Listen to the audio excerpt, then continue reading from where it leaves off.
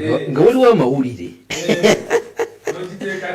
lwegiteekateeka ate ffe Paolo FM byaffe bimanyi idisi bwakubona ng'ogemye empapuloti nedo akuba akayongo obulango anga nti obulango obuleke n'obubeezaawo puroguramu akalongo yena aswise eri owanditulika mu kumuseetu kakati wulira kano ka white stomach kisa muno ng'ajjudde ebirungo okuva bannaffe ababiriko bidiko eteekaawo bidiko alina okukutwala kuyijja si bya lediyo ebyo nze ndagidde teekaawo naye tutegedde bidiko tumufunye bali ku bidiko hiya ono mandela ki Haji Mandela ono waste oil era Mandela bagamba mwabalina ebidduka mugule emipiira ebiri egya ring long omusaizi yonna mukole wheel arrangement ate mujja kufuna ebisingako waliyo n'emmotoka ya zero fuel etagenda mu mafuta. Nina wano Prestige margarine ono siyaji wa muleme nja kufunira yogondika Prestige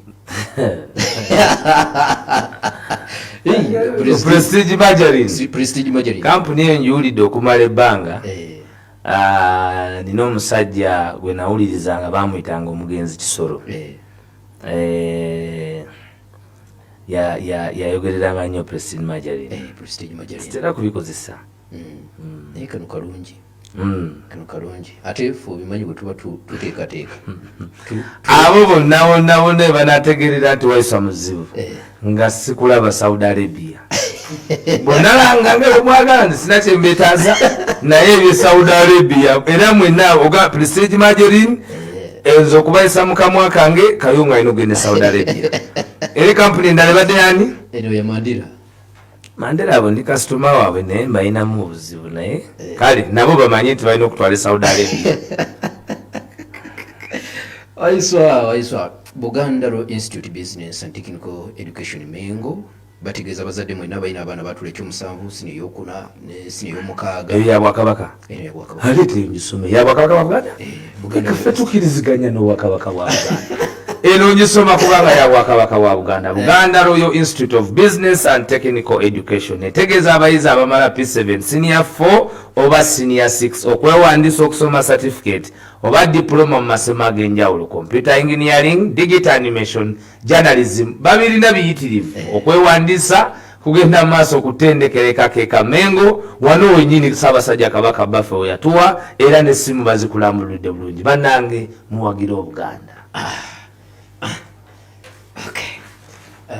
Kanfembiyo ekya Dr. Kayonza. Yes, Dr. Kayonza ono ye musawo mukugu ya Mungu gwe yayisizaako Allah gwe yayisizaako n'avumbula eddagala ery'obutonde bw'ensi naye ng'ate liwonya endwadde ez'enjawulo mwabalina sukaali pressure alusa ensigo prostate. Dr. Kayonza bagamba agende maaso n'okuba nga bajjanjaba buli kimu kijja kuba kitambula ddala bulungi.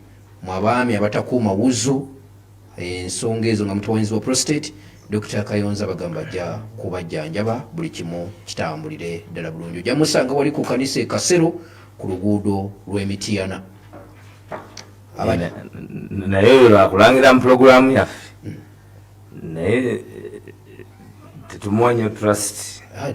Dr. Kayonza sebo olaba ffe wetuwano ku paalo tumala kakasa kale era manyi no puroguramu abantu bayinza okuddamu okukubira essimu nga Dr. Kayonza ate yabakoze ebya Kayonzo naye kale byahijja kati kwe tuli awo. Dr. Kayonza mukugu era kyakola akitegeeza ate bangi bavuddeyo ne bamuwako obujulizi nga bajjanjabe bulungi. Kale nno mumukubireko ku ssimu eri 070 8 7 7 070 8 7 akola ku lw'omukaaga akola okuva ku Mande paka lwa mukaaga yafeesi zibanzigule okuva ku ssaawa 2 ez'okumakya paka ssaawa 8. Alex Waiswa yesebo sokumbulire biki ebibadde mu lukiiko. Olukiiko terulina kirubaddemu okugjako oluvunaanyi nnyo mwami Abedi Bwanika atalubaddeemu wadde yayitiddwa olw'obugwenyufu bwe yayolesezza naye amazima gali tufuula ab'eddembe. Omanyi Abedi Bwanika oyo abantu tebamanyi twawulira era ne Dr. Hilderman muganda wange Hilary Kiyaga atangazizza Abedi Bwanika teyalina appointment.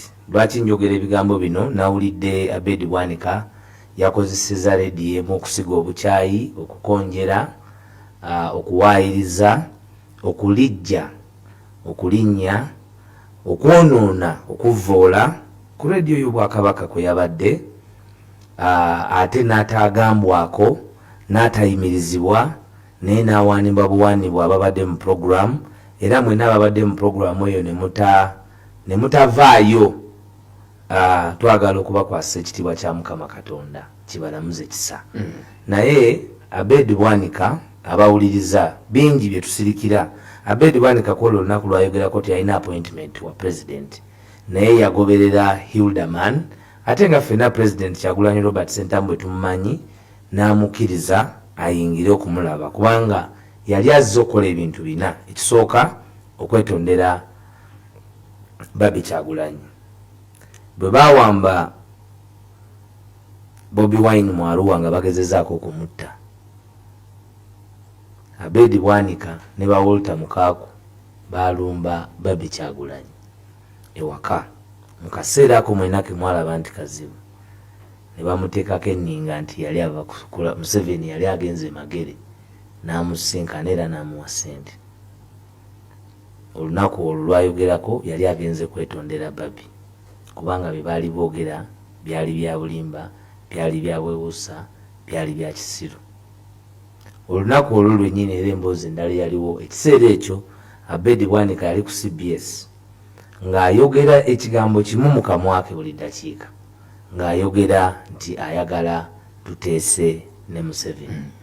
Era president n'amugamba nti tasobola kuba kyaliwe ng'ateesezza oba ng'alowooza nti asobola okuba naye nga yayogera ne Museveni. N'akimwetondera era n'amugamba nti kiriddamu. Ekirala, Abedi Bwanika yali azze ewa president okumubuulira nti yali awandiise ebbaluwa esaba obwa komishona mu parliament, nti era naye yali azze okubumusaba mu lwatu kuba yali amaze okuwandiikira Secretary General. President n'amugamba nti tebigabanyizibwa, tebasaba bisabe, naye ekibiina kituula ne kisalawo obuweereza. Kakati omuntu oyo kyabwewuusa bw'abanga kituufu pasita, nga pasita yeekume mutima, agaana okubeera omugigi gw'abapasita aboogerebwako abali ab'obulimba.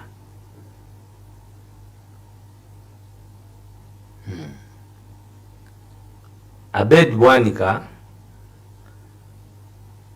tetujja kumwogerako kusukka awo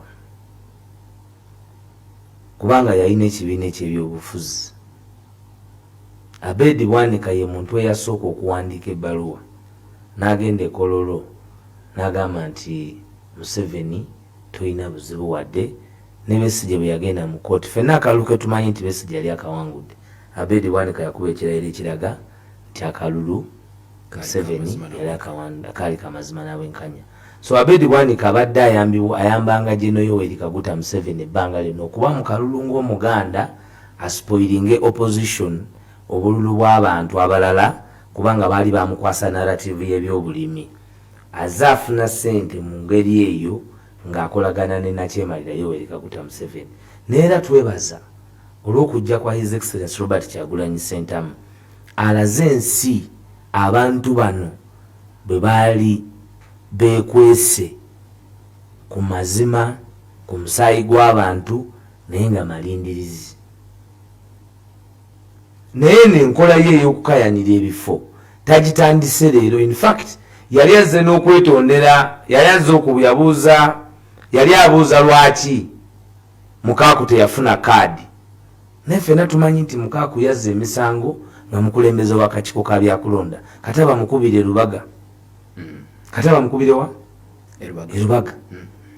Kakati yoyo Abedi Bwanika bwe twali ejjinja, Abedi Bwanika yaleeta ekintu ky'ebiteeso ekyogamba nti buli omu alina interest wabeerewo okugabana. Era DP Union ejjinja lwe yakoma dipiri ino nejinya lyakola ki lweyakoma kubanga bye bayogerako byalaga nti byali tebisobola kutugusa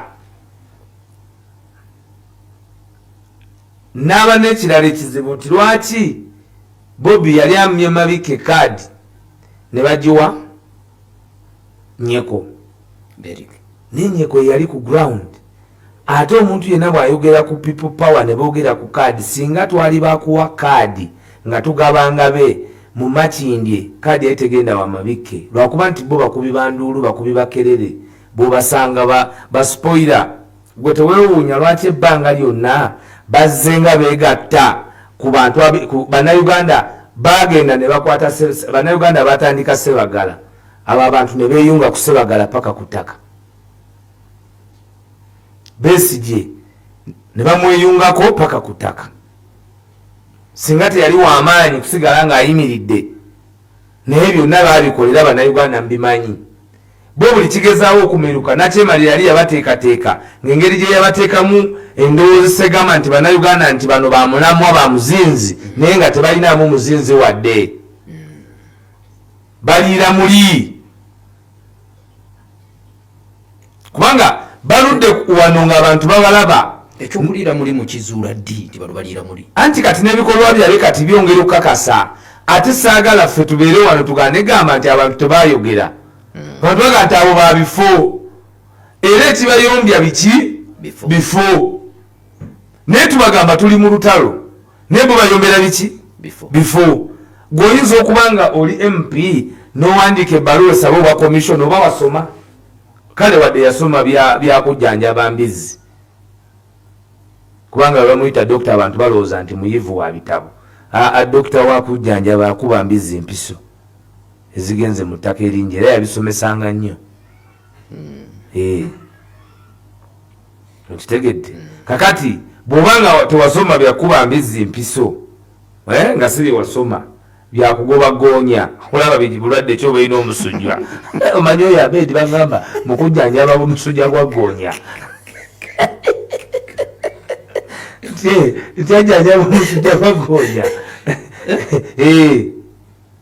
kakati kyova olaba asobola okuwandiika mu by'abantu n'awandiika ebbaluwa kubanga ekyo kyandibadde kigenda gyali nti guno omulimu tebagusaba buki busabi office ya secretary general is a custodian of the entire party okay it is kugamba naye ye abeedi obulimba obwayogerwa obumu tujja kubwogerako wano kubanga eri ku rediyo ya Baffe mulimu wano omanyi bulungi nnyo nterina license kati mbutaba na license ate gwali mpuliddeyo nga njogerera ekigambo kyonna era Paulo mwebale kubanga mwaba kunsulira nammwe kiri ekikookolo nandikoze ntya bana nandikoze ntya omulimu guno nga nzira rediyo mulere tukwenta maloboozi Paulo mwebale abakola Paulo radio manyi nti basula kiro na misana nti nayo babeerengereri gye banstopinga okujja naye tekijja kusoboka ffe wetuli tetuzirawo baba ffe tuliwo so n'agamba nti ekisiyaga ng'ekiruma redi eri professional teyinaamu muntu yenna ayinza kuwa an alternative opinion ffe wana abenaale mbaduuka buddusi si be badduka twagitandika nekyeyune ne baleeta omulala balina looya gwe baleetayo wano nti oyo anaawaddawadda kunampuwa nti wano weijo naasobolawo yabwaka yenna twaleetalira twete bali omunsi tebeweeri wano naye radio professionalism bwe babasomesa amawulire babagamba nti galina kubeera balanced naye radio y'obujjajja yaliko omusajja omukulu ali myaka 6 omusawo w'embizi ng'agamba nti NUP kibiina ky'abasiyaga nze nina empeta kale ye empeta yesigiraba siyinzaga nti njiraba wadde pasita manyi beekyusakyusa n'agamba nti ate ye mwenyini ekibiina kiwadde $360,000 nga naye mwenyini mu mboozi gyali mu kunyumya ku leediyo eya Ssaabasajja Kabaka emboozi tewoomesa nakabululu be bagamba abo nti bayivu be bagamba nti baki nti muyivu nina kenjagalo atasobola ate munaye bamukola bubi amala okwogera ku Saturday yayogera ku Lwokuna yasooka ku gundi ku front line oluzungu baba yasoma lwa bisolo byonka bine by'abantu bamuleke. So abantu abalina okumanya olukiiko kati leero lutudde olwa NUP era ababaka ne bavumirira nnyo enkola ya Bedi Bwanika ate era ne bategeezebwa ebigenda mu maaso mu ggwanga mu butongole era bali wamu n'ensonga z'ekibiina. Tubadde n'ababaka 40 bulijjo mpulira eyo nti ababaka bagenze simanyi bakoze batya, abamu bali Dokolo abalala bali bweru wa ggwanga kubanga tubadde ku short notice. Omubaka omu atabaddewo with apology ali mu ggwanga eyakamala okuzaala ye Honorable Flavia Nabagabe tuko kwa pamoja.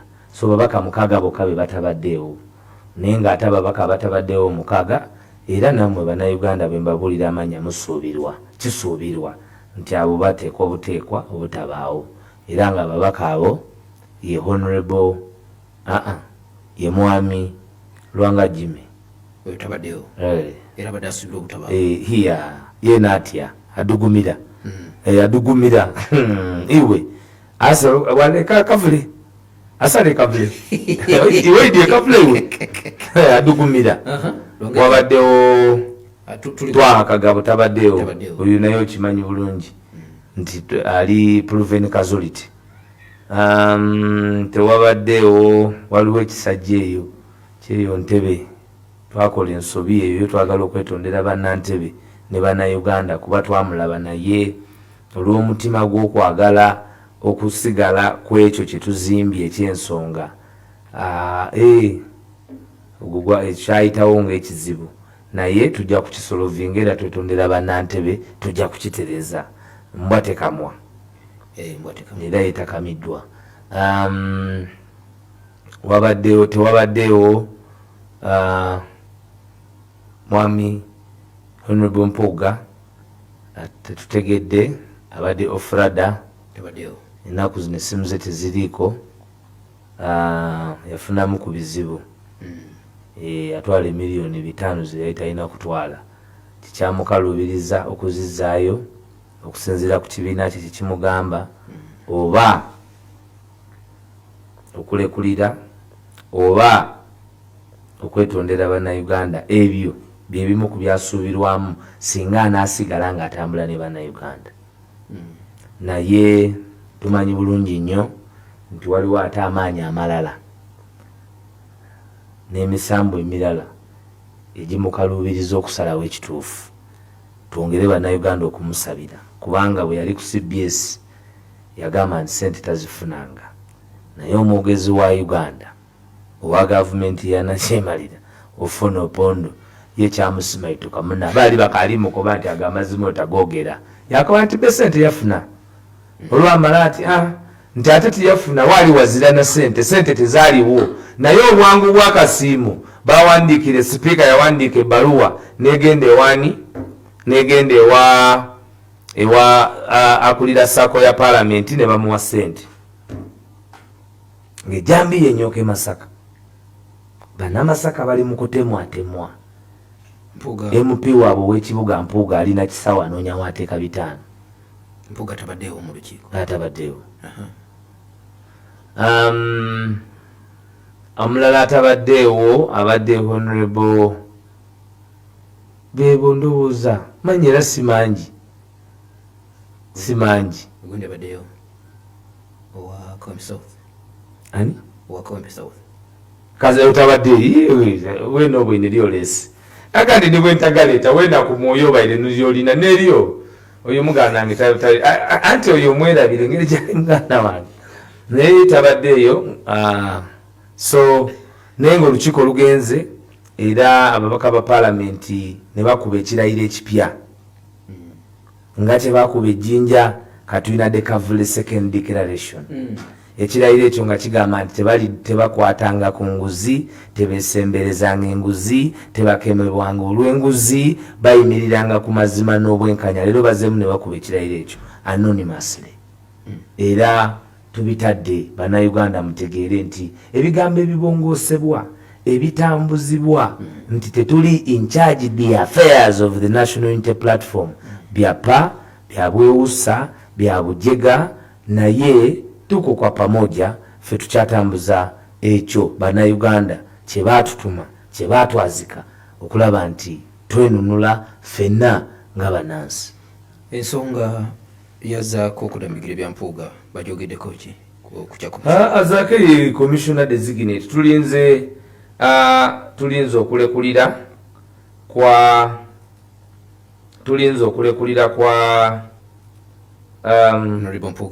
Honorable Mpuuga tutekeyo erinnya naye tujja kusala entoto zonna zetulina okusala okulaba nti embeera etambula nga bwelina okutambula kubanga tulowooza nti omulimu ogwali gwamuwebwa yali agukoze bulungi era mu kugukola obulungi tukakasa n'okukakasa kwonna nti ajja kugenda ddemu akola omulimu ogwo. Honorable Zaaka mpuliriza yagobwa ng'ennaku z'omwezi 10 Maachi ne batuula ne beewa essente omudido ennaku z'omwezi 6 May naye ekyabalemesa ndowooza okutuula amangu kwe kulwala kwe kufa kwa Jacob Olanya kubanga bwe baamala okuzika Jacob Olanya commission bwe yaddamu okutuula yeewa bimuli. Ekisinga otuluma ku Honorable Mpuuga nti ye bwe yali ayogera ku CBS yagamba nti yali emirimu gyonna gy'abadde akola giyimiridde omuntu ali leader of opposition aba alikola mulimu ky'omulala. Tetukutegekeranga kukubeera leader of opposition. Twali tetumutegekeranga kukubeera leader of opposition. Mwami Mpuuga yalina kubeera prime minister. N'ekifo ky'okulinda ebimuli by'obwa prime minister omanye ebimuli waliwo ebyabafu n'ebyabagole. Tumuteekerateekera ebimuli by'abagole bagenze kumutwala na bimuli by'abafu. Iwe taidi nti eriyo ekimuli ng'ekyo kyamaiti ekodi mwasina mu Lusi Mutaaku ayi mwena Mutaaku nala nti kayongo jangu oteekeko ekimuli tumuteekeddeteekedde banquet of flowers ebimuli bino ebyakaloosa ebiroozi ebiwoomu ebyomukwano tumuteekeddeteekedde ebimuli laba bwagenda n'adobonkana n'ebimuli byaki bya maiti kubanga yalowooza nti bino bye bamuwadde ebisinga kasita nabyo bimuli naye enteekateeka ya National Unity Platform si yakubeera mu opposition. Kati omuntu yenna eyeesiima ng'alaba akitegeeza talaba ttaala muki mu maaso omuntu oyo aba tayinza kuba naffe mu lugendo luno. Omuntu eyeesiima nga ffe tuteekateeka madda kutwala madalaka naga nti nze kati wano wendi mpeereza bansiime. Okay? Kitegeeza butegeeza nti omuntu oyo abatalaba gy'alaga nti era wano bamuwadde we wasinza okuba waki awalungi kyova olaba yejovaana. Olina kaliko okonyeko nogamba nti mulinze Mpuuga alekulire Zaaka alyoke atuule mu ntebe ye. Mpuuga bw'ata alekulire steps endala nga zikolebwa kubanga eritaliiyo nga ye aliyo olw'ekibiina kyova olaba ne we bagoba Zaake tebazzaayo mulala. Ekwasinga baali balina amaanyi bwe bandigobye Zaake bandyewadde omulala. Kati akabanga kano kaaliyo nga mumaze okulaga nti mumaze okuteekateeka Zaake agenda kuba alipootinga webbanga lino. Ajja aba alipootinga wa Museveni. Singa agaana n'alemerayo kitegeeza nti ajja kuba yenkanankana n'okubeera minisita wa Museveni. Era tujja kakasa nti kituufu $5,000,000 yali ndagaano ya Kadaali lwakuba ebimuli bamuleetera byabafu abeere ng'asobola okuweereza Museveni butereevu. Akadde kakano kantwala obulumbaganyo bwakoleddwa ku Namayanje Masaka. Mu bintu Mwami Mpuuga bye yasabiramu poliisi mu buwandiiki bwe yali asaba teyakoma ku $5,000,000 naye yasaba okolagana ne poliisi. So tulowooza nti ekyo kimu ku bye yasaba kyeyakozeseza olunaku lw'eggulo nolaba nga tiyagaso yakubiddwa mu bantu baffe ababadde batudde awali ne baluuni ng'olukiiko lugenda kuggwa naye Mathias kigambibwa ttiimu ye era gye tumanyi obulungi n'eri endagaano gye balina mu kukanya mu kuweebwa akasiimo nga batematema abantu b'e Masaka kubanga gwe weebuuza lwaki yali apatana omusirikale kubanga ye mwenyini agamba yapatana he negotiated lwaki yali apatana omusirikale for security purposes from what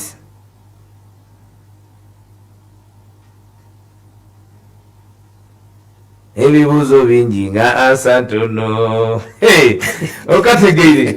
okategeire so ebyo byewalabye kituuza bingi ebigenda okutukolebwako ngaaba national unity platform naye ffe tuli bagumu ate twangangana kyemalira ngaoleeta bintu birala nsonga zino ffe tuli bagumu era tuli bavumu anti ekyasinza okunewunyisa ebyabadde Masaka nga bigenda mu maaso bantu bebuuza ekibiina NUP ebadde ki bagenza okulaba nga tejjeno awo bayokola olw'ekigere jenera wawulidde nti kyewayagaliza embizzi akati nze nyinza okwogera ku kyewayagaliza embizzi benyini bagambe kyewayagaliza embizzi akati nze yenteekateeka yaabwe kyewayagaliza embizzi kakati nze nyinza okwogera ku byembizzi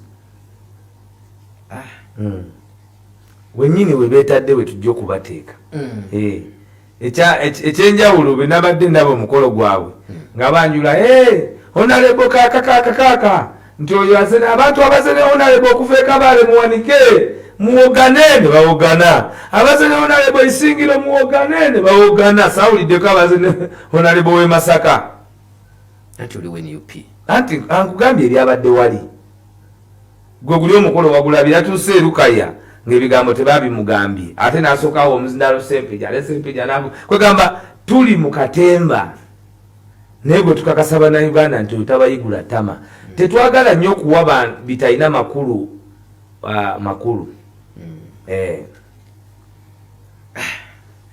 abadde bawaliwo bagamba nti kati NUP Masaka etyayo muti okugendayo olw'ebyo ebiriyo ate lwaki munnaye tubagambe ki bo balina pulogulaamu zaffe ffe tetufuddeeyo kati bwe tuba tutyayo katutyeyo tuli baanu ffe tetutera kwanukula bantu ku budde bwabwe bwe batyo kuba ffe tulina pulogulaamu zaffe ng'ekibiina tetuli nno bati nga bayinza kulowooza kyetukola tukimanyi tukikakasa kubanga ffe tetulina nnyo kya nkizo ku balala ekyenkizo kyetulina nti kyetulabye tukikugamba nti kiri bwe kityo abaali baagala tubyogerere wansi mu kapeti muki obi Jowero Senyonyi akulira oludda oluvuganya gavumenti mu seteeserezo ensonga yazirese ku floor ya parliament ne speaker n'abigoba era badduse wiiki meka 2 oyo yasooka n'agamba ku olwo nti kwegamba tebannafuna na narrative tubabuuza sente nti homosexual bababuuza sente nti kadaaga bababuuza sente nti muhozi bababuuza tebalekere okwekwatirira ku muntu yenna the accountability must happen ate ffe tukyali kituuza tugenda